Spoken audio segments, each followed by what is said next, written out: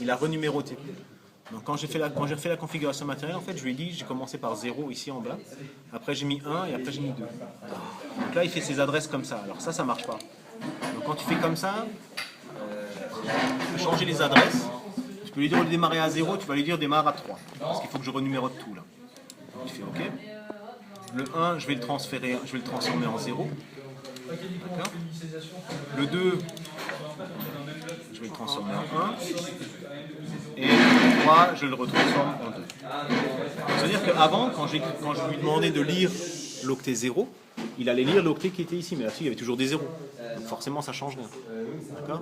Donc là, maintenant, il va le faire convenablement, il le fait bien dans le bon ordre. J'enregistre, je compile. Je transfère ça dans la CPU.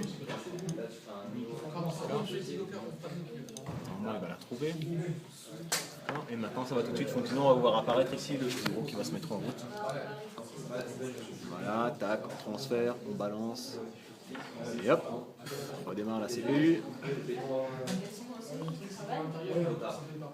Oui, et là, vous avez vraiment tout vu. Voilà. Vous pouvez regarder, ça fonctionne maintenant. Tu vois que le bit 0, là, il est bien suivi. Si là, maintenant, je rajoutais un fil, là, tu vois bien que lorsque j'allume ce bit-là, celui-là s'allume aussi. Exactement de la même manière. D'accord ?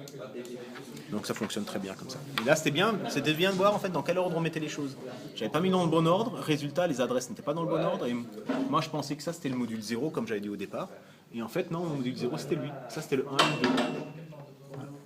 Voilà. Je peux voir votre programme, s'il vous plaît ? Pardon ? Le programme une dernière fois. Parce qu'il a été modifié, j'ai pas. Le programme c'est le même. Hein.